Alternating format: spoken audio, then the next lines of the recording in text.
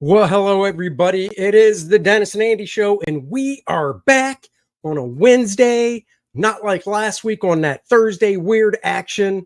And we are at, well, a little before our new time slot. Our new time slot, that is, that's professional lingo, by the way, Dennis, if you were curious. It's our time slot. Our new time slot. I have no curiosity whatsoever about that comment. Okay. Our new time slot is 3 p.m. Wednesdays. So you can kick back after you get your new funny books, if you get any, enjoy the DNA show for an hour, and then roll right into the Graybeards to hear some fun conversation and watch some guys draw. We have got your programming set up for a Wednesday just perfectly. Let's say hi to some people. Joe Bernardo, first one there. Look at you go. All right. Dan Genovese, hello. Squibs, Randy Howell, posting links like a champ. Very nice. Richie Cyber Dupe, Leg Kick, Tarks9, Prater. Hello, everybody. We are talking 70s comics, and who better than to bring in for that than our buddy, our pal. Let's give him a nice hello. Those boobies were fake. We need to get some natural ones on there. Natural. Leg Kick did say it was great inviting the Golden Age artist on, so I guess that would be you, Aaron. He's angling for a cannonball for Sunday, I think. See, that's weird because I was going to say, our next show, if we do the Golden Age, we bring in Art because he was an assistant to a lot of those artists. That's true. So, he was right there. Well, when I do get back. I was going to say I got a little advertising here. The Comic Cult. This is a comic shop. They gave me a shirt in San Diego, so occasionally I have to wear their shirt and do a little promo since they gave me free swag. So I don't know, man. Promo is the thing that costs money. You should be like, I'll wear this on streams for a sweet little discount when I buy stuff. Well, a guy says, "Hey, do you want a shirt?" I said, "Yeah." He goes, "Just wear it on stream." I go, "I will." So I was easy. It was an easy negotiation. Free share. I'm always looking for something in return. I'll wear it on the stream. Oh, and you'll give me a discount. I'm trying to get a sponsorship from Pocky. That's what I'm working on right now. Gotta love Pocky. Prater says Aaron only showed up because he thought this was about the 1870s. Prater, an elephant never forgets, my friend. So watch yourself. It's true. Wow. Well, guys, we did the 90s, when we had on Rob Hunter, which was great. He's a 90s guy. We had on the 80s where we had Fragaboom on. We had a great show on that. We're down to the 70s. So Aaron really was a fitting person to be talking about 70s.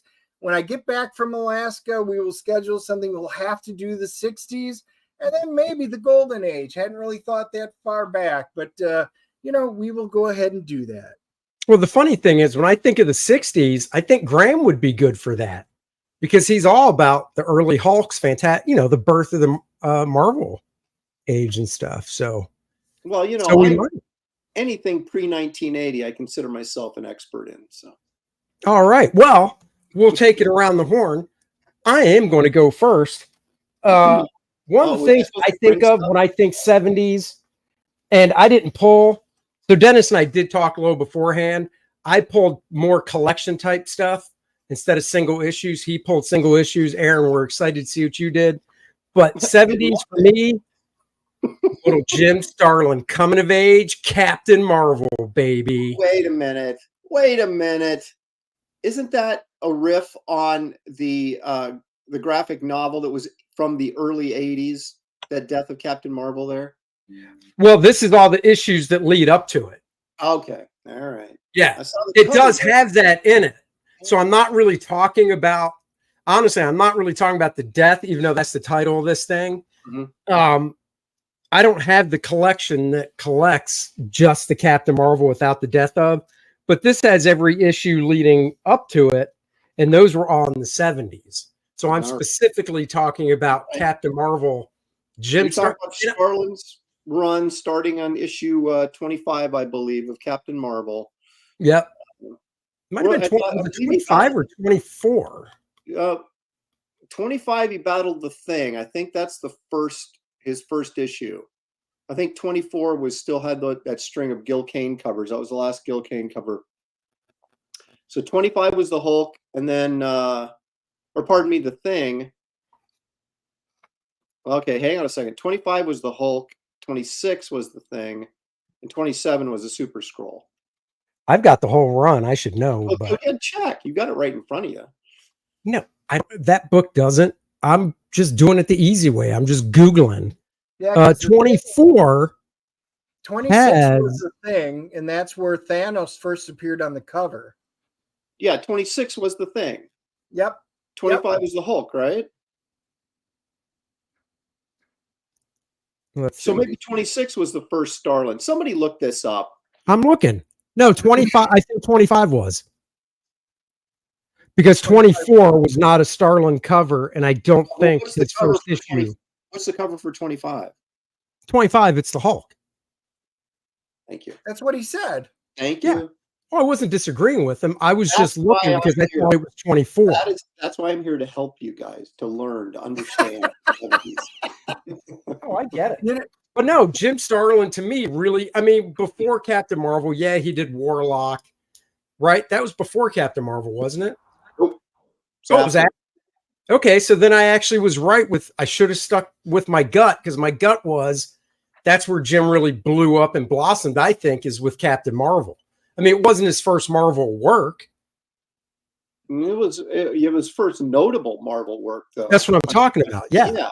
I don't know what his first work was. I'm trying to think. But he took over. That was the 20 centers, wasn't it? So that would have been 73 if it was still a 20. Was it 25 or 20 cents? The first issue he did. It was. Randy's right there. Issue 25 is the first Jim Starlin issue, and Randy is never wrong. No, it is, because I'm looking issue 24. Now I'm looking at MarvelFandom.com, and they're crediting on issue 24 Wayne Boring and Jim Starlin, but I don't remember Jim drawing any of 24, so I'm going to look it up. But it came out issue 25. If it was monthly, issue 25 came out in November 73. Yeah, there you go. So he couldn't have done much before that. No, November 72. November 72. I'm sorry, November 72. Couldn't have done much before that. I mean, maybe he did, but. So while you're arguing about that, I'm not disagreeing with you, but I also had pulled the Captain Marvel, but I pulled Jim Starlin's Captain Marvel 33. You guys can take a look. Yeah. Because this was the origin of Thanos. 26 was when he appeared on the cover, and this became the origin. This is a great book from the 70s. When we really start getting into Thanos, that's a good time. Yes, I was. The funny thing is, I retroactively discovered his Captain Marvel stuff. I think the first issue I bought of Captain Marvel off the stands was 36, which was an Alcala issue, I believe. That was a nice issue. He only drew that one, but that was nice. It was nice. It looked nice. But I had picked up Warlock, which I think was probably 75-ish. Warlock number 9 was the first issue Starlin did. And I thought, all the shiny metal and all the stuff he was doing that nobody else was doing, it was really cool. And I didn't know how to read the credits correctly. And I thought Tom Orzechowski was the artist for the longest time before I figured out he was actually the letterer and that Starlin was the artist on it. Because Starlin was writing that too. So maybe that's what confused me, Now that's funny.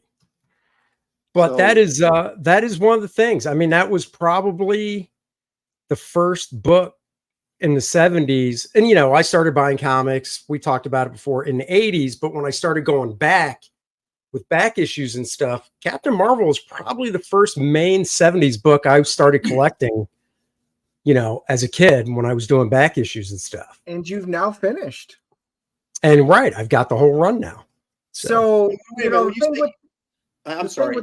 The thing with the 70s is, this is when we started seeing the change in pricing in comic books. The early 70s, 69 through 72, that's where your 15 centers were. And then 72 to 75 was your 20 centers. Then 76 became the 25. Then in 30 cents were 76 and 7. 35 cents were 77 and 78. And then the 40 centers were 78 through, the beginning of 80. Right. Those price jumps escalated. It was like every year it was going up 5 cents. And sometimes it was 8 months, and it was like, oh, right. Right. And they would say still only 30 cents or still only 35 cents to kind of warn you that the price was going up, Yeah, I'm gonna lead with some of my Marvel stuff, and I'm gonna save my cooler non-Marvel DC stuff towards the end. Time out. Cooler DC stuff? I don't think so. Well, no, not DC. My Marvel DC stuff I'll bring up front, but all my indie cool stuff will be at the end of the show. Okay. I thought you were trying to tell me that DC in the 70s was cooler than Marvel. No, not at all. I won't accept not at all. Matter of fact, there's a reason why I own almost no DC comics anymore. Yeah. But with that being said, I do have to bring up a great run of comics in there. Spider-Man, this one happens to be, signed by Stan Lee, but it was a great run. Really, you got 97, and 98 were the drug awareness issues. 100 is a milestone. That's where you got Spider-Man with the 6 arms. 101 became the first Morbius, which was great. And then we start jumping into, besides having Hulk and stuff coming in, we get the death of Gwen Stacy and, of course, the Punisher. That is a great run, even though I'm a much bigger X-Men fan, which you all know. That run of Spider-Man was some really decent stuff. So 70s was pretty awesome for Spidey. That's my Hyper says you still buy X-Men comics in secret. I do not. That's probably why you didn't go to you didn't want to meet up today, because you were probably getting your fill of X-Men books. You didn't want me to see it. Oh no, you can see because I already started doing my quick flips. So you guys can go check out my quick flips. You will not see an X book in the lot. Okay. Hyper. Well, I'm going to tell you, I agree with Dennis that Spider-Man run 101, 100 where he gets the 6 arms on the last page, and then 101 the first Morbius, then 102 where you have the lizard joins and it's a king-sized issue, and then right after that they went to the Savage Land, which are some of my favorite issues. That little short thing, and Kraven the Hunter was there, and then of course this all sort of builds up to the tragic death of Gwen Stacy. Some really, really good stuff in there for Spider-Man in the 70s. So. Great art too. I mean, the one thing is there was just so much great art around in the 70s on like the main books, obviously secondary and tertiary books, not as much, but the main stuff they were really hitting on. Yeah, Black Cat might have even been late 70s too. I think that was just before 200, the first Black Cat. 194. That was 197-ish, 198. 194, I think. 194. Black cover. Yeah, I think you're right. 194. But I think that's late 70s, and I think just think going all the way back from that 100-issue run, there was some awesome books that when you're at conventions, those are great books you see on everybody's back wall. Yep.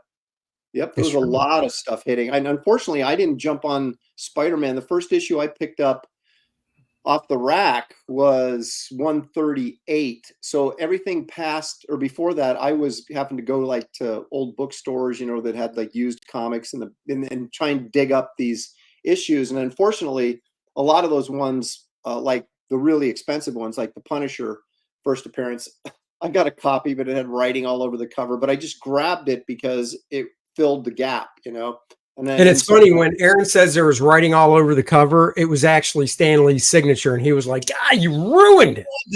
Wow. This was a near mint book, and then this schlub signed his name all over the cover. I know, it just really ticked me off. But I had there's Stan right there. That's a good issue too, the first Man Wolf. It is first Man Wolf, but I even said Aaron's going to love that. The first book I pulled, because I kind of started pulling stuff alphabetically for it. I was like, hey, I got a good one in that run. Yeah. Well, that's actually the second part of the story to the first appearance of the manual before someone tries to jump my crap in the chat and say I don't know what I'm talking about, because I know what I'm talking about when it comes to 70s comics. We know. All right, you're up. So you got, big guy. Well, here's something interesting. I thought the first book, now I've told this story a million times. The first two books I ever got were a Fantastic Four 112 and Amazing Adventures number 8, not 7, 8, with the Neil Adams Thor cover, which we clarified last night on the Professionals. But that was like 1971. I was 6, 7 years old. So when I actually started buying comics, I always thought the first comic I bought was Amazing Spider-Man 138. I thought that for years, because I actually remember going to like the Plaid Pantry, which was like, the 7-Eleven around here. And it was 25 cents, right? So I'd get 4 for $1. So I got Spider-Man 138. I got Ghost Rider number 9, which had Satan on the cover. I mean, what is wrong with this Christian kid going and buying all this devil stuff? I don't know. Anyway, and I didn't show my mom that one. And then I want to say I got an issue of Man-Thing, and then there was an Avengers. I can't remember exactly which one it was. It might have been the one where they're all covered with ants. I want to say it was Byrne inked by Perez or something. Oh, no, the one covered with ants? No, that was all. The cover was Perez, and the inside was as well. But okay, that was Perez then. Yeah. I just bought that over a couple weeks ago. So I think those are the first 4. But then I realized I found this book and I was like, well, wait a minute. I had this. I remember buying this, but it ended up predating all these other books. So I don't. Here, let me share it with you. And the funny thing is, I don't have this book right now. I did, but I have to rebuy it now. But this is actually the first book. Oh yeah, that I bought was Frankenstein number 7, and this was Plug's run went from 1 through 6, and this is Big John Buscema. Yeah, I think I bought this after we were talking about this, months back on the Bros for an episode. And I never knew it was Buscema, and I think I got it because of that. Just that one issue. So, yeah, I think he kept drawing it for a while, didn't he? Or am I mistaken? Oh, I don't know. I honestly have no idea. Merrick eventually took over. Val Merrick did, but I don't remember when that was, because I just remember buying this because it was freaking Frankenstein, and always being a monster kid. And yeah, there you go. Avengers 161. Yeah. And but this was 1973, and those other ones were 74. So for some rando reason, I bought this one comic because of Frankenstein on it, I guess. I can't believe you still don't own it and you haven't gone back and rebought it already. Well, because I see it on eBay, but guys want $30-$40. I'm like, I'm paying $40 for this. I was just saying, you just need to get a beater copy for your spin rack. Near for your spin rack. Near mint okay, yeah, I could get it and put it in the spinner rack. But then I've got, dude, you know what I did? You know that this is 80s talk, but this book right here. We've talked about this a million times. This Thor annual. Oh yeah. With the Buscema guts and the Simonson cover. I picked this up because, obviously because of Big John's art. And so this is my reader copy. Look at that. I know, dude. That is such a good book. So this is my reader copy. It's in the rack. But then because I am how I am, I was like, I got to get a near mint copy of this. So I did. I bought a near mint copy to put in my collection. And this one is sitting in the. What did the near mint cost you? The guy was asking $5 1/4 for it. And I was watching it. And hey, there's Dan. And Dan. So I was watching it and I was like, do I really need a near mint copy of this? And the guy sent me an offer for like $4 and something. And I went, all right, I'll take it, So got a nice spiffy like. I was going to say, for that cheap, why not? I got shipping was more than charged me for the book. Speaking of 70s, I just picked up a couple weeks ago, and I didn't know John drew it. Giant Size Man-Thing number 2, drawn by John and inked by Klaus Janson. Yes, I've got all those Giant Size Man-Things, as you can imagine. Oh, I can. Well, they really got good with the Howard the Duck backup stories by Gerber and Bruner. Right. Which was I want to say it was 5 and 6, 4, 5, and 6, because there was the you guys are gonna make me go in my long box and pull it out, aren't you? That doesn't sound good, does it? I'm gonna go pull out my giant size man thing from your long Right. box. Out of your from my long box. box. That is. Unfortunately, I only need a short Man box. thing did make my list too. So, I did pull up because this came out and this was fantastic. There's my man thing. Look at that. And it's That had to be right on the cusp, right? Of near 80. Oh. That would have been late 70s. As a matter of fact, I think it was 79. Give me a second. I was just pulling something else up off screen. It is 79. Yep. Oh yeah, that's when they relaunched this series. So it was barely. I was kind of losing touch at that point because I was 79. I would have been 15, and I was still buying, but I was mostly buying Spider-Man new. I always bought Spider-Man new, and then I was spending all my money getting back issues at that point. I was kind of sort of not buying the newer stuff. And as soon as I turned 16 and got my car, man, all my money went to that and chicks. And comic books became a thing of the past for a while. If we met you when you were 16, we were still single digits at that time. And you could have literally been called a groomer. Oh my gosh. Well, it's a good thing we didn't meet then, isn't it? So to answer your question, Aaron, this was on the cusp because this came up last week on the 80s show because this also was just on the cusp. Because Rom, which is one of my favorite, just awesome runs, this issue was December of 79, so it qualifies, but all the rest of the run was the 1980s. So Rom made it into the 1970s discussion because it was December of 79. So both of these came in right under the wire, at least to start their series. Yeah. Well, I remember when Rom came out and I looked at that and I went, I'm not a big robot guy. And I was like, isn't that a toy or something? I was like, I'm not getting that. And then it turned out to be actually a pretty popular series there for them. Yeah. And now they're doing reprint omnibus next year. So look at the first 25 or something like that.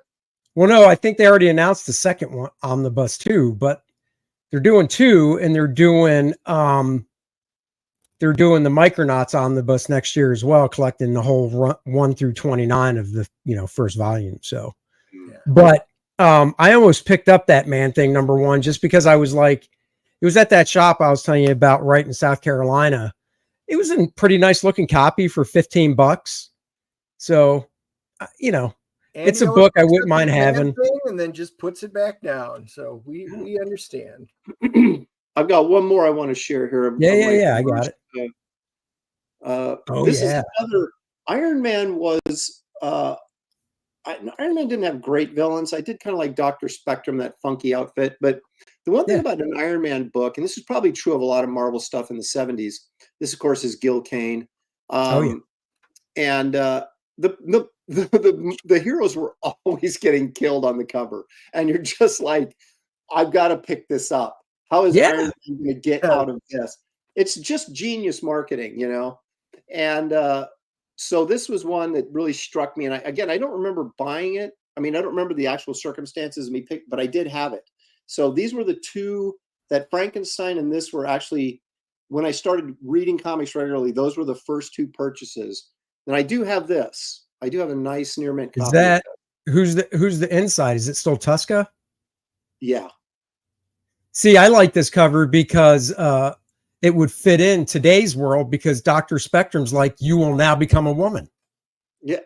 And, Tony Stark, you will now go on a date with me. Iron Man from the 70s is right up there. I mean, you all know I'm a Silver Centurion fan, so the 80s. But, luckily I did snag a couple just for this one. I picked up 118 because that is your first Jim Rhodes. So again, something pretty key. John Byrne, inked by Bob Layton. And of course, you've got your the alcoholism story, which is a classic, Demon in a Bottle. And, isn't that JR Jr.? What's that? Yes. That's JR Jr., isn't it? Early JR Jr. there? Yeah. What year is that, Dennis? The alcohol? That's even in a bottle. Or is that not 1980? Nope, 79, and because Jim Rhodes was 78. You're just like pulling right underneath the wire. It's like just almost to the 80s, but you're just towing that line. He is, because I was going to sure of everything. I was going to pull out the Iron Man trade paperback that reprints a lot of JR stuff. But when I looked in the indicia, it had it listed at, I thought it said 80. So it probably crossed over, because JR started with like 118, 119, 120, somewhere around there. So, but all good stuff in the 80s. Well, this is not, by the way, this one is not something that's under the wire, as Aaron just said. And here. Oh yeah. Now, this was one that I pulled out. This was just awesome stuff. Still is awesome. Rich Buckler. Yep. That George actually Perez. has Perez's first work in it too. Yep. Mm-hmm. Yep. So this was nice and early, but this was a fun run, and for a quarter, even as a kid. Now I didn't pick these up right when they came out. I'm not quite that old, but I did go back and get them. I did. Buckler, inked by Klaus Janson. Good stuff. If you want to go back a little bit farther in the 70s, I recommend Walt Simonson's Manhunter. Yeah. As well. Oh yeah. It's a nice collection. Some of this is like his first work, and some of the layouts and the storytelling and stuff is pretty. It's funky Walter, but it's really cool. In some ways, kind of Steranko-esque right over here. This kind of thing here. But I'm surprised they were able to make. Is that a hardcover? Yeah. I'm surprised. That thing can't be that thick, because I've got. Didn't they do I've got the Baxter reprint they did, I think, in the 80s, and I think that reprints all of it. Yeah, okay. It's not real heavy. It's not real thick, but these are all like backup stories in Detective, right? As I recall. Right, that's what I'm saying, because the Baxter paper reprint that came out in the 80s, it's thick because it collects them all, but it's obviously not that nice. But is that a real sketch? No. It's printed on there. I'm just saying. I thought you were showing it like, and look what I got Walt to do. No. This cover. Yeah, that's the one I have. Yeah.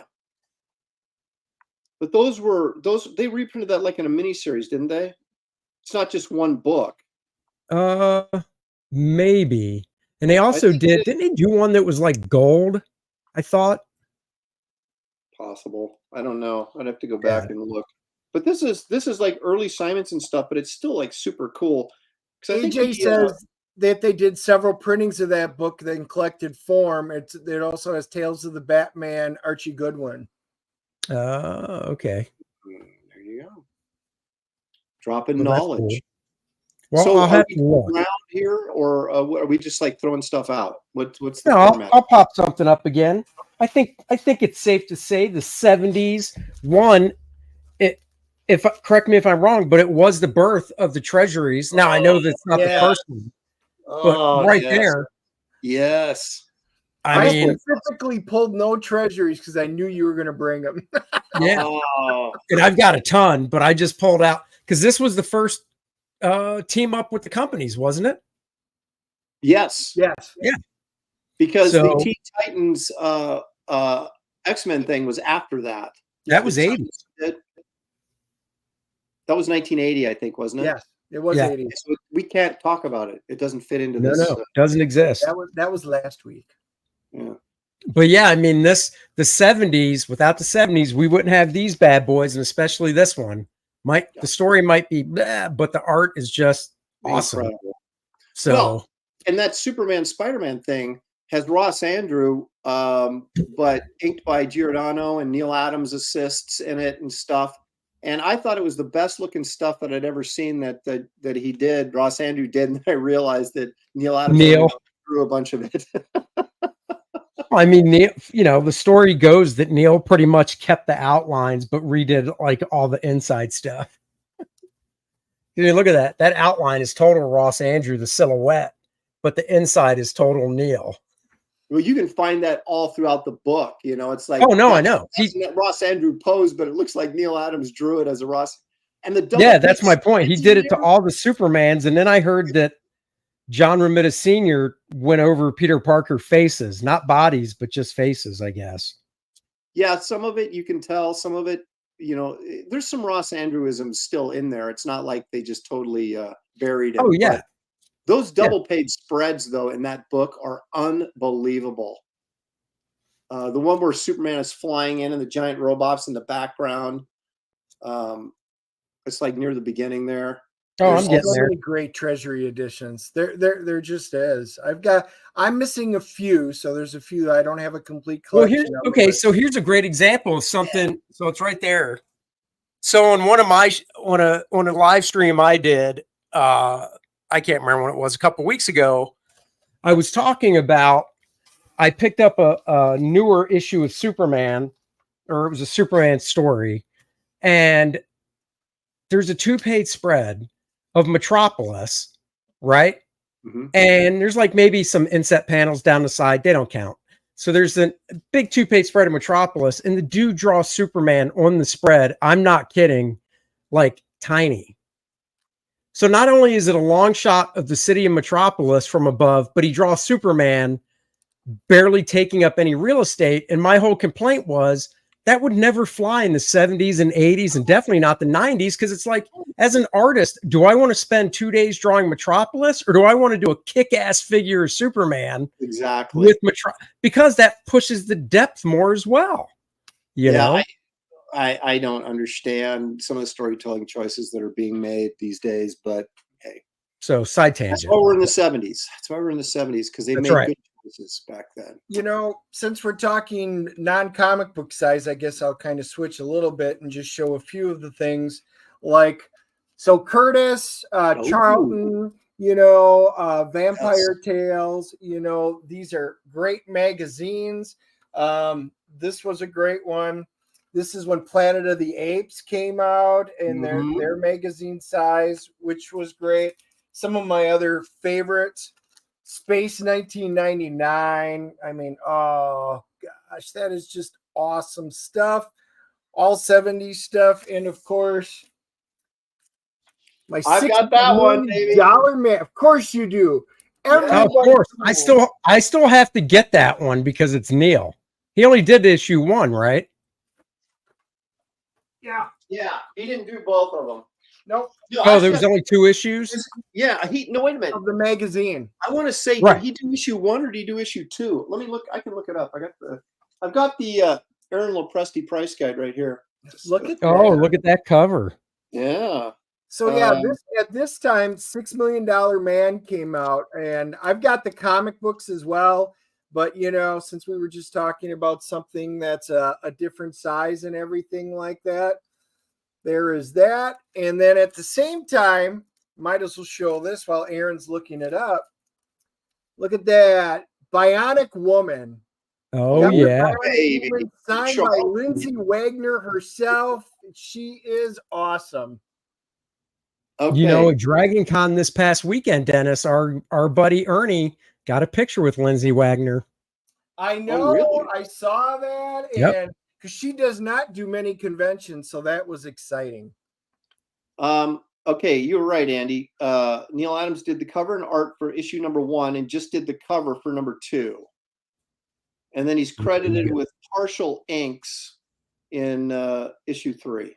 So number 1 is the only issue that he actually did anything on the interior. I might have to buy it. Oh, you'll have to buy it. So those things are harder. Well, now with eBay, they're not that hard to find. But back in the day when you had to go convention hopping to find everything, to get something obscure like the $6 Million Man magazine, number 1 and 2, it was not easy to find. Well, think about it. So the $6 Million Man price point was $1. As was Space 1999, and I was going to say, I know Planet of the Apes was, and Vampire Tales was 75 cents. So it was definitely a lot more than a comic book, but man, they're you just got a lot more. You know, they were just bigger. I liked them. Yeah, I liked black and white magazines a lot. We had, of course, I didn't really pick up at the time, I didn't buy like the Conan stuff, like Savage Tales, and because it had some great stuff in it. I should have, but I didn't. I kind of pick it up in retrospect now.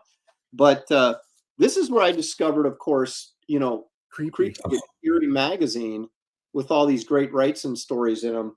And so I was buying these as much as I was buying the comics when, Creepy would come out. What year was Creepy #1? That was 60s, right?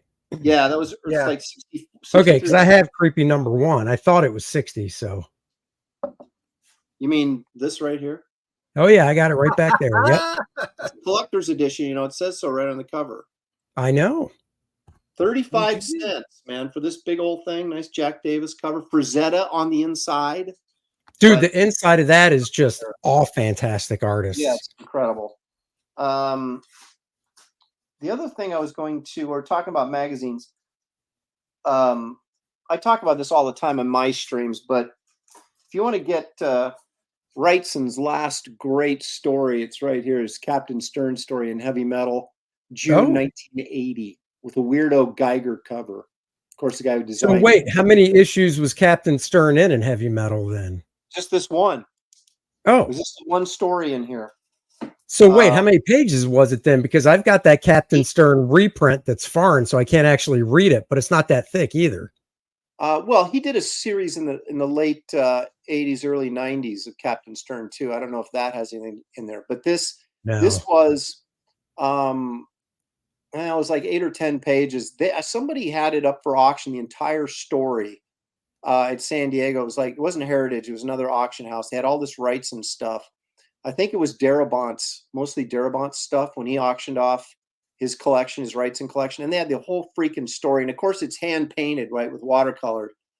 And I looked they had all the pages laid out and I was like, oh, what I would give to be able to buy that. But, alas. So you guys, I've actually seen this magazine called Shutter at bookstores. It's a horror magazine that comes out now.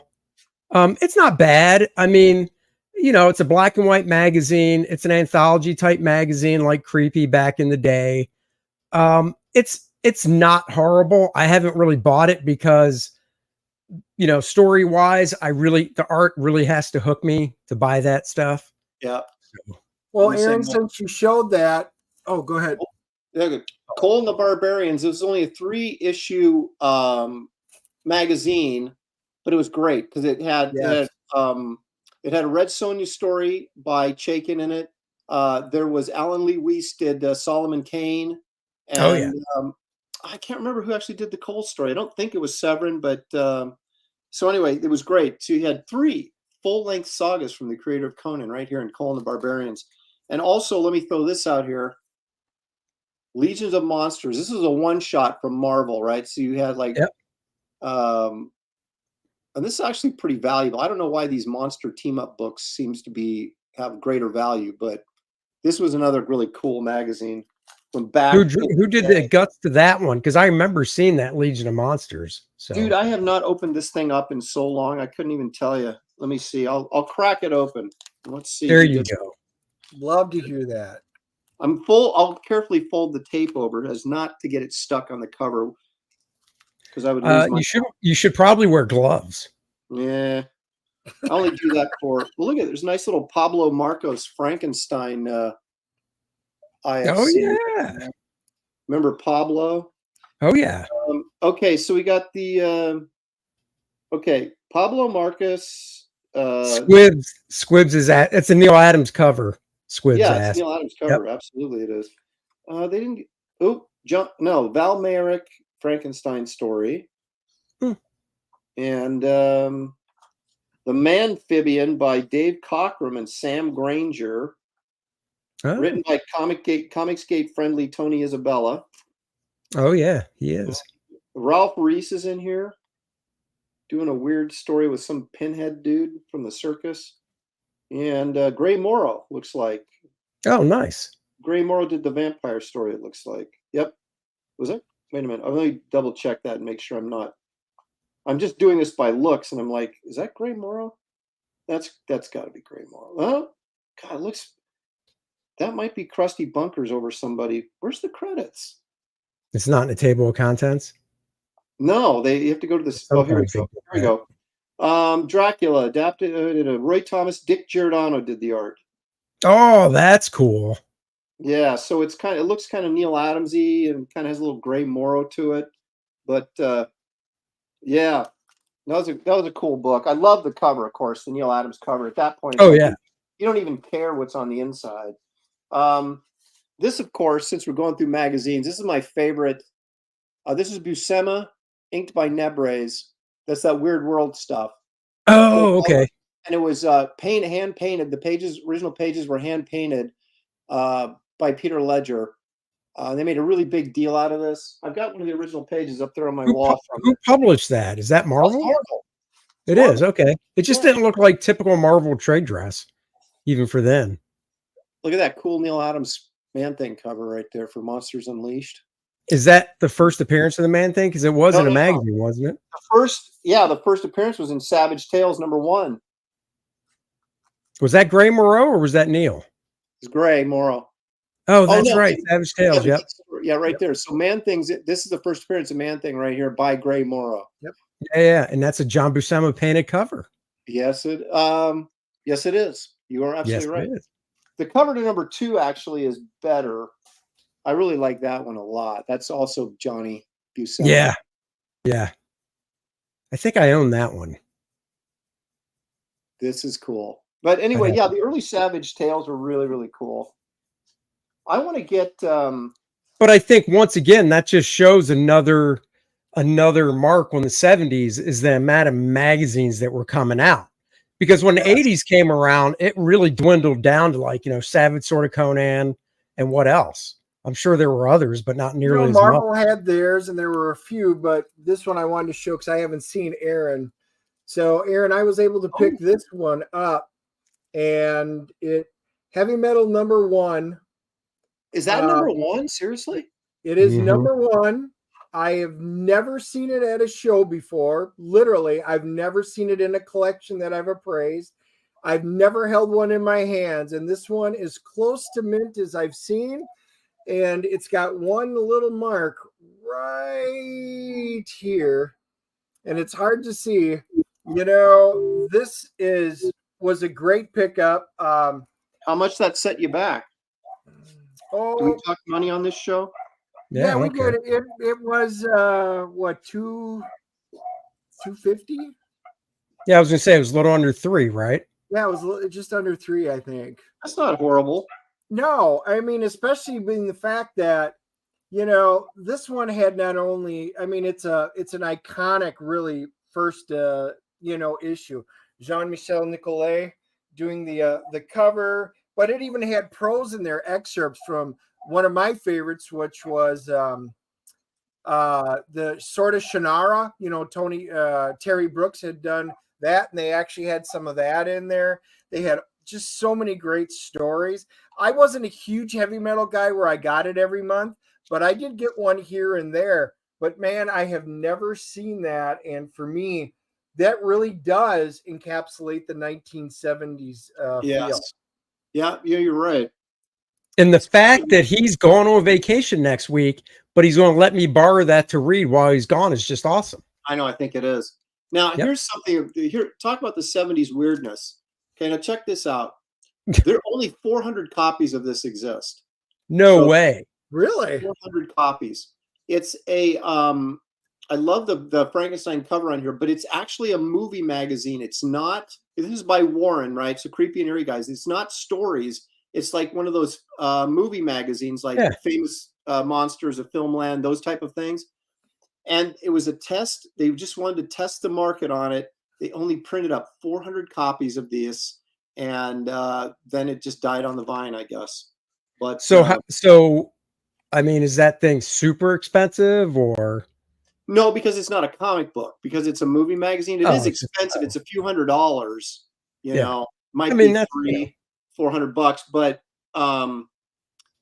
you can't. It doesn't list in the guide because it's not a comic, and so it's like you figure out the value through the collector market, right?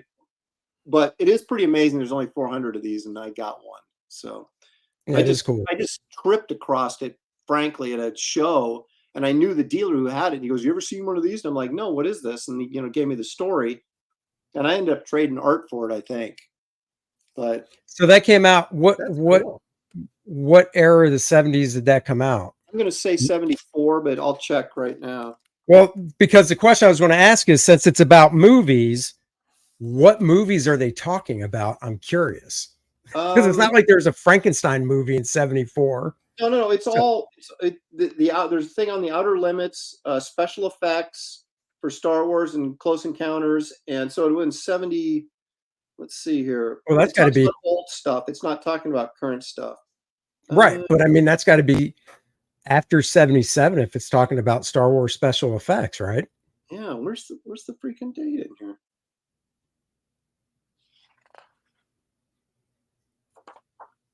How can you not list the printing date in here on the copy? 78. There it is.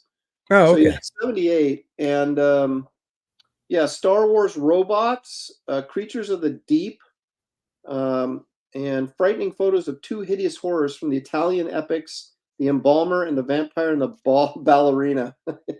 Look at that. Art of Roy has HM #1, not in that shape, but decent. So there you go, man. Yeah. So yeah, it's like the pages on the inside are not normal newsprint. They're really heavy. So it's really a nice little thing, but it's crazy that I don't know why they didn't do it past the first issue, but there it is, man. The House of Horror. Well, I tell you, I'm sneaking one in on the cusp, but it's the other way. Dennis was doing stuff pushing almost to the 80s. Once again, it's a collection because I don't feel like digging out separate issues, but I did check. Little Neil Adams Batman. This book is from the 1970 to 71, maybe 72. The first volume is all late 60s, but this does squeak in, so it does count. Yeah, that's right, because that was some of his best stuff, like Man Bat and all that stuff. That was like 1970, 71, right? Yeah, I believe so. Batman had a really good stuff back then. I mean, that was the Raj Al Ghul stuff. Yes. That's some of those famous covers, the Joker cover. Yeah. And Two-Face, that awesome cover, Yeah, that was the first Silver Age appearance of issue 400, 1970, first appearance of the Man Bat. So I've got that Beatles one too. I've got most of those Neil Adams Batmans. The ones where he just did the covers, and also the ones where he did the insides, because his covers were so great on those as well. His covers were fantastic. But anytime I think of Neil, I always think of Batman 70s, not 60s. But like I said, the first hardcover collection is all 60s. So, well, but it didn't really. Neil really hit his stride right around 1970, 71. He was really kicking butt in those things. But you do think of it as like 60s. But it really, he was right at the tail end of those 15-cent days, which, like Conan #1 was 15 cents. The first couple issues were 15 cents, but that was 1970 Conan came out. Right. So we had, I think, was it 69 comics went to 15 cents, and then they stayed that way just for like 2 years. I think 71 they went to 20 centers. I think Dennis, didn't you just, is that right? Yeah. So beginning of 72 is when they jumped to 20 cents. I know this story. Aaron, you probably know what it was printed in. I've seen the reprint of it. I might have the reprint of it. Was this based on a Harlan Ellison short or something? Yeah, the guy's the assassin's up on the roof. Yeah. Egging people. It had. I don't remember what it was in either. It couldn't have been in a Marvel book. It was too. No. I don't think it was DC or Marvel. It was another. Google it. Yeah, because it wasn't. I'm trying to think if it was in a Warren magazine, but I can't imagine which magazine it would have been in. Let's see. Thrill Kill. It was the name of the story. Oh, it was Creepy #75. Okay, so it was Creepy. Yeah. How about that? Okay. It was Creepy 75, and it came out in 1975. So there you go. Well, you guys were mentioning like Savage Sword. I only had pulled one Conan. That's, the first Red Sonja. But I mean, really, Conan helped define, the 1970s. In my mind, he really did. There were a few other ones I'll just quick pull out that I thought also defined the 70s when you were looking at comic books. So, Defenders launched in there. There's Defenders #1. Yeah. Oh, yeah. And Defenders it is all 70s. I mean, when you think of that, Defenders, Doctor Strange, when he got his title with that after rolling off basically his first self-titled full-time one, and of course Eternals got launched, and that was the start of the Eternals, which was also very 70s. Regardless of what you think of the movie and stuff, that was still all 70s. Well, that was also, that was Eternals before. That was before Jack returned to Captain America, wasn't it? The who? Eternals. Was that before Jack Kirby? Turtles, and I was like, the Turtles were 1988, dude, or 87. Yeah, no. The Eternals. Was that before or after his Captain America when he came back to Cap? I don't know. I was so tuned out on Kirby and those, it just didn't do anything for me. See, I wasn't, because I discovered his Black Panther stuff once again as a kid when I started going backwards. That's when I first saw Black Panther. I was going to pull out the Jungle Action Black Panther stuff because that's 1972. And I got those. That was great stuff. Billy Graham. And then don't forget, Avengers had they had some great stuff. Again, I tertiary kind of picked up Avengers stuff. Not like my X-Men, which we'll get to, but I mean, the first Valkyrie, that was in there, and that's a book I still don't own. I have not found a nice copy of that. The first Squadron Supreme. I have a 9.4 of that, Dennis. Of course you do. Oh, here we go. Guys, it's not a measuring contest. It always seems to be that way when Aaron comes on. Yeah, it's all about condition, right? I did pick up a couple. I did pull a couple of them. I've got a 9.2 of that. Yeah. Now, do you know who the Hellcat used to be? Patsy Walker. Yeah. There you go. Yeah, I would say it was Patsy Walker, and this is where she turns into Hellcat for the first time. But apparently she was a Hellcat before that. So. Hey, real quick, going back to that Creepy number 75, that's an all-star issue. You got Wally Wood, Alex Toth, Neil Adams, Bernie Wrightson. That is a freaking all-star of an issue. And then it even goes into Neil Adams' story was reprinted in Eerie Volume 3, 125. Toth's in Creepy 139. So that's 75, issue 75? Of Creepy that has all of them, yeah. I got 74, but I'm missing 75. I'm going to have to get it. I know it's Neil Adams, Jose Ortiz, John Severin, Bernie Wrightson, Wally Wood, and Alex Toth. Oh, John Severin too. Now I got to see how much that baby goes for. Yeah, well, it shouldn't be that bad. Okay, now here's another. Well, yeah, I remember that came out. I was going to say that's another borderline 80s book, but it isn't, is it? It's like Godzilla. That is 77. Yeah. Yep, and that was the launch of it. Really of that stuff. And then, there were key issues, and I pulled out a few because you guys know. Oh, I don't have that. You got me on this one. Oh, yeah. My simile of it. Yeah, the Hulk, everybody still collects this one. It's classic. They've gotten so many of the reprints out on that one. Andy's going to love this one because, now I got to hit my X-Men stuff. Oh, you bastard. Alpha Flight, baby. You got to have Alpha Flight. I love Alpha Flight. I love X-Men. So, this was a great one. Yep, signed by Chris. 9.2, very nice. My giant size is tucked away, so I wasn't about to bring it down off the wall. So this is close. There is my X-Men 94. And my other one is up on the wall. The one that I got signed by Claremont, but I do have the start of my favorite. It's a lower condition one.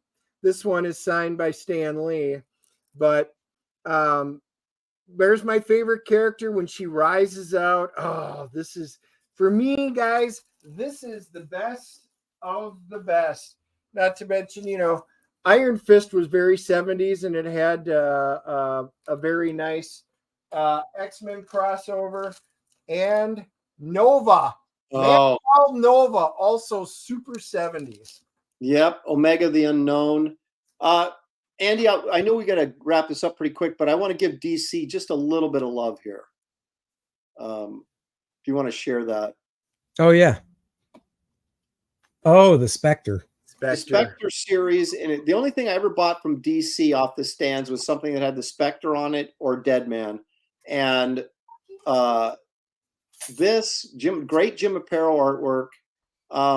The story concept is incredible. The actual writing by Michael Fleischer, the dialogue's a little weak, I have to admit, but the story concept about this whole, it was like 11 issues. It was great because the Spectre, man, he actually were killing these guys. He's making them melt and doing all sorts of it was really grim, and it had a great ending to the run. So I highly recommend picking this up. This would have been a great way to do the movie. If they'd done a Spectre movie, this would have been following this storyline. And is this the first one he's in? Because I totally missed the beginning when you were talking about it. No, he was. I don't mean the origin of the Spectre. I mean, is this the first adventure comics he's in, or is just the part of 431? I believe was the first one. Okay. Okay. But so, and then he went to, I want to say, went to 440. So it was 431 through 440. I think it was the last issue. But and then there was a couple of Deadman appearances in Phantom Stranger that Aparo did. Right. That are really, really cool. So I had to get, that's the only DC love I'm going to give him, though, for the. Wow. Oh. Yeah, I'm not big into it either. Dan's asking, speaking of 70s, do you guys remember a comic called Treasure Chest? I remember a Treasure Chest, but I don't remember it being in the 70s. I remember there being one in the 50s and 60s. Yeah, but that wasn't that Charlton or something like that? Yeah, what are you reading Charlton books for, man? What's your problem? I know. Actually, Kevin says the first 6 issues, Neil didn't draw 6 issues. He only did what? 3 or 4, I think. So I have. Well, Murphy Anderson did the first issue. Neil did 2 through 5. 2, 3, 4. Yeah, 2 through 5. And then Wrightson did issue 9. And then I want to say 6, 7, and 8 were Murphy again. Yeah, because I've got the Neil ones. So yeah. Treasure Chest and Gold Key. There you go. Same there difference. You go. Gold Key. Bunch of very nice. You remember E-Man from 1974? The Joe Staton? Dude, that is Dennis right there. That's the very first comic book I ever bought. Oh, and it got eaten, and I got it replaced, and I saw Joe. Wait a minute, it got eaten? Is that what you said? Yeah, my dog. When I say my dog ate my comics, I'm not joking. It ate my Star Wars #1, my E-Man #1. It was in the back. I went and recollected it because I had never met him, and he was at the show. So I went back, and I had a copy here, and for whatever reason, I couldn't find it. I had my #2 and stuff. So I went up to Banks. Thanks again, Mr. Banks. And I said, if anybody's going to have E-Man #1, you would. He did.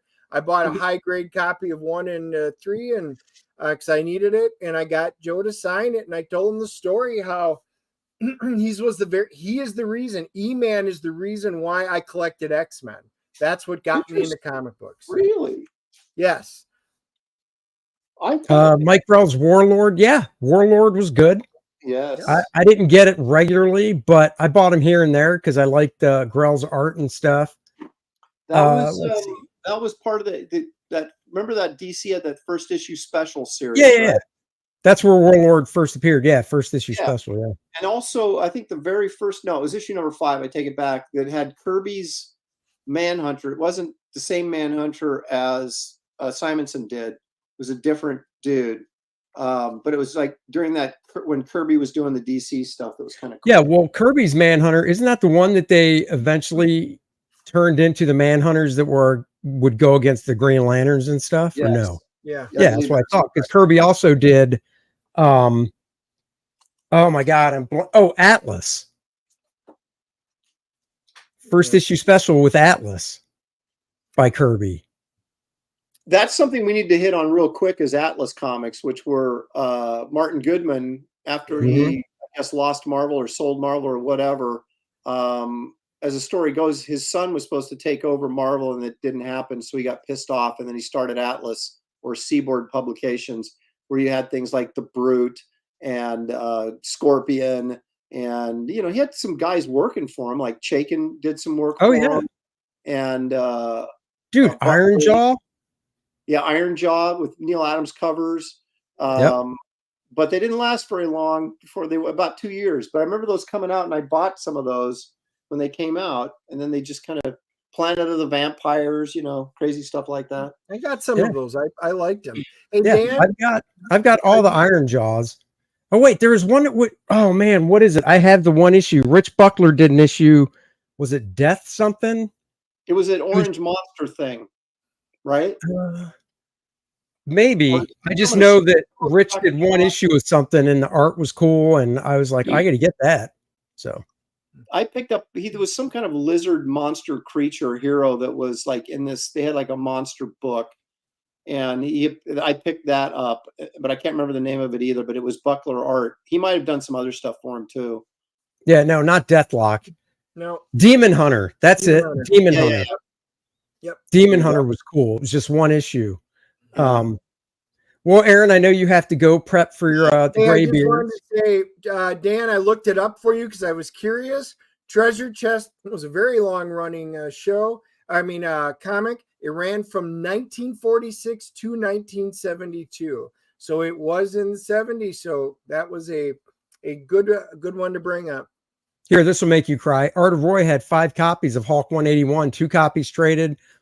I destroyed 2 copies. Why? Traded 1 and others got tossed. Oh, sadness. It is. That is. Tears welling up. That is. All right, bro. Well, thank you for joining us. I don't have to pick my kid up, so Dennis and I can stay on a little bit longer, so it's not just a quick close. But I know you got to run. Comics. I hate to leave 70s comics, but I got to go. I hear you. Everybody go check out Kor-Drath. I mean, of course, Kor-Drath, but I mean, Wraith of God, Blood Hunters. Everybody go check that out. Yeah, the book's done. And then all the story artwork and lettering and everything is done. It should go to the printer next week if everything goes smoothly. So it's going to end soon. So back it if you haven't yet, because there's not much time. There you go. We'll catch you later. And thanks for joining. Thanks a lot. See ya. All right. Later. Bye. And then we'll just we'll wrap up and we'll make sure we're done at 4 so everybody can jet to the Graybeards. I was going to give an honorable mention. These aren't specific like super like runs or anything, but one of my favorite artists did a lot of work in the 70s, Alan Weiss. Guy never really had a run on a book. He did one of my favorite issues of Shazam. He drew the last 2 covers, but he drew this full issue. And I just loved it because, you know, it's not the typical C.C. Beck looking Shazam that's so simple style wise, which I love. But Alan Weiss and Don Newton did a great Shazam. And then, of course, this one-shot super team, Flash, Supergirl, and Atom, drawn by Alan Weiss as well. His art, he's just one of those guys I just wish would have done more work. And he just didn't do a ton of work. But the stuff he did was just so nice. So that's like a special comment or whatever. Well, you know, for me, X-Men, you know, the Dark Phoenix saga, that was just absolutely incredible with it. Some of my favorites. Marvel Team Up, we didn't get to talk about that. Another series that I really loved. It started in the 70s. I mean, it ran for into the 80s, but it was that was another great one. That was, you know, and Kree Skull War. I think the Kree Skull War was in the 70s. See, I was trying to think about that because the Kree Skrull War was before number 100. So was that 70s? I guess that was early 70s. Yeah, I was going to say, I think it was early 70s. Yeah. I think you're right. 72. Kevin Wolf says 72. Arthur Roy had a pinup ink by Alan. That's very cool. Alan actually inked the drawing of Steel Grip Starkey I did. And he drew a shot of First Man for me. And I inked that. So I'll have to show it one day. But yeah, so, we didn't forget. I mean, yeah, Vampirella. Vampirella started in the late 60s, though, didn't it? Magazine in the 60s, yeah. Yeah. I mean, it went into the 70s, but it's still going now. And actually, some of the new stuff's not bad. It's kind of hit or miss, but it's solid. Right. Shazam, when he got his own title, that was 70s. Oh yeah, because I know you got a bunch of those. I got a bunch. I've got the showcase that's all black and white. So, yep. And I think I don't think it was the 60s. I think Gold Key came out with Scooby-Doo. I think it was like 71 or 72. That was the first time Scooby-Doo made it into the comics. Hey, John Byrne, I don't have my Chopper Bunch stuff anymore. What's that? John Byrne wheeling the Chopper Bunch. Yeah. Yes. Spider-Woman. Thinking about that, Marvel Spotlights were big in there. That's where the first Spider-Woman came, and then she wound up getting her own. Yep, we actually brought that up. Aaron showed the magazine. I've got that issue number 2, and then I've got a hardcover book that collects all the Solomon Kane stuff. I can't read it because it's from a different country. If a guy I know sent it to me, but all the art's in black and white, and it's gorgeous. So we'd be remiss, of course, if we didn't talk about Kor-Drath, The Reckoning. I'm working on the commissions now for people that got the full figure commissions and the headshot commissions. I'm working on drawing those. Actually, let me see. I can even show this is Jack of Hearts. Yeah, he was created then. Paladin. I'm even working on the graphics. So what we're looking at here is the back cover of the book. Want to treat it a little more like a novel with a description on the back of the story and some, just a cool image and stuff. It just seems fitting for this book. Dennis and I talked about it and thought that'd be cool. So we're doing that. The book itself is over 90,000. Don't let that 86,011 fool you. We ran a campaign on Kickstarter that raised $4,761. So we're over 90. We are trucking towards the next stretch goal of 100,000, featuring a Bud Root 4-page Lilith story. And, I can show you the progress he sent me of pages 2 and 3. Let's see, where is it?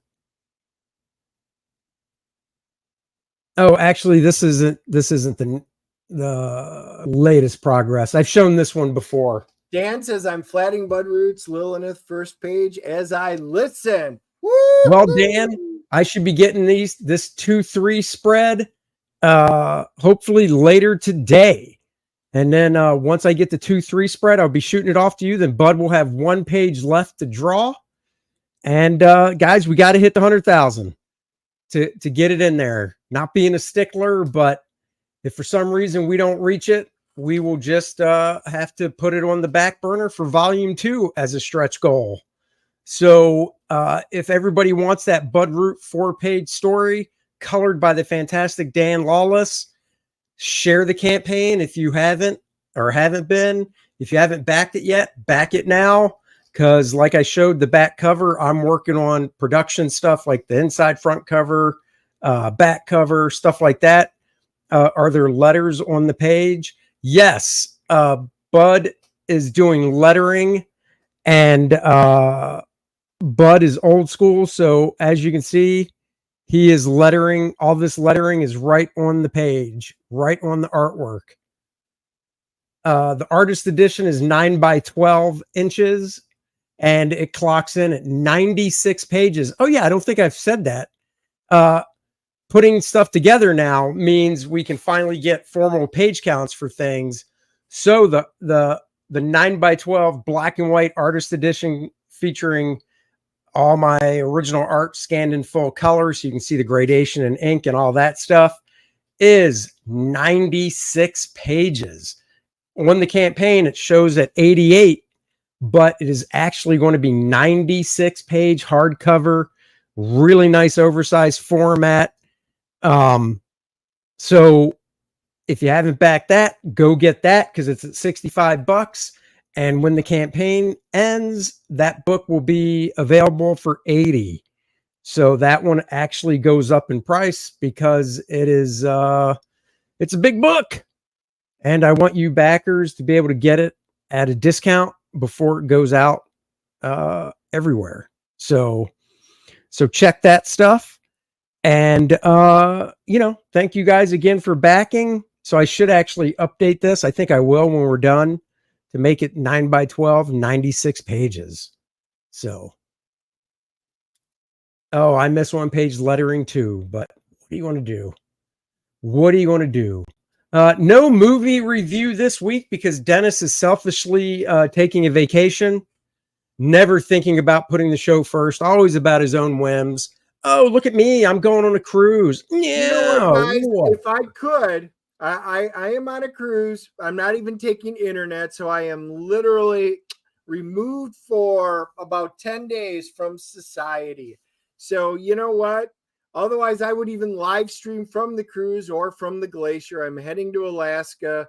But needless to say, guys, no internet, and I am perfectly fine. So we will get caught up. We'll figure out a nice day for the next show, probably be the 60s. So if you want to talk to Art or whoever, that would be great. We can do that when I get back. Yep, we probably will. I mean, might as well keep it going. Next week, will I do a show by myself? I very well might. Maybe I'll bring on a special guest to hang out. But if I do, it'll be at 3:00. Of course, I'll set it up beforehand. So subscribe to the channels so you get that notification that there will be a show. And that's that. Probably I might see a movie when Dennis is out, try and pick something that isn't something that he's dying to see. And then if I do, I'll drop a movie review. Barbie, it's still out. No, I won't be doing that. That's not going to happen. Dennis, I feel bad. You're going to be away during the first weekend of football season, so you're not going to get to see your Packers lose. To the Chicago Bears? We'll see. I honestly don't know with a brand new quarterback and really a lot of new players and stuff. I don't know because I see Joe. He wants to know the picks. I think the Packers will go 9-8 if Love gels pretty quickly with the team. They could even do a little better, I think. If he doesn't and he struggles, I think the Packers could be in for like a 6-11 season. But I'm going to be optimistic and go with a 9-8 and think he will to do pretty decent. I don't know. I think the Cowboys will make the playoffs, so I'll just leave it at that. Will the Cowboys beat the 49ers? That's what he wants to know. Of course they will. Get out of here. Not even a question. Prediction for Monday night, Aaron Rodgers is a Jet against Josh Allen, Buffalo Bills. I think it'll be a close game. Again, it all depends on gelling, but I think he's been doing some stuff. I'm going to give my old Aaron Rodgers the W in this one. Wow, if Graham Nolan was here, he would reach through the screen and slap your face. No, we would argue, and that would be great. And you tell him that, because I know you'll talk to him. You tell him I think Aaron will pull it out. Henry, Aaron had to take off. He's doing the Graybeards at 4, and we're actually ending the show because we go from 3 to 4 now. So you can watch us, watch the Graybeards, no overlap. Thank you guys for joining us today. Go back, Kor-Drath. We had a great show. Just go back and you can watch it as a rerun. We do put our shows up under the live tab, so you can do it that way because it was a good show. Right. Go check out the replay. It was fun talking about the 70s. We'll be back. Everybody have a great rest of your day. Go check out the Graybeards. Go back Kor-Drath. Got to get to that 100,000 to get those 4 Bud Root pages added to the book. Until then, we'll catch you later, and you'll see Dennis in over a week. Bye-bye, everybody.